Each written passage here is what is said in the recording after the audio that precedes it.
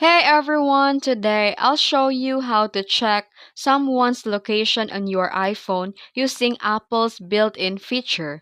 Let's get started.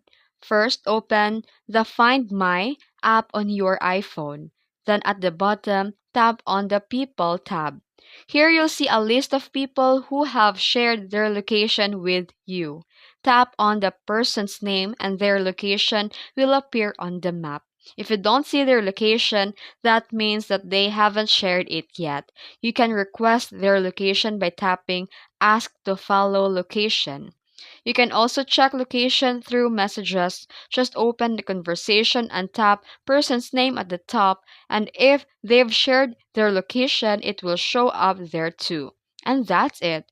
That's how you can check someone's location on iPhone. If this video helped you, don't forget to like and subscribe for more tutorials. Thanks for watching.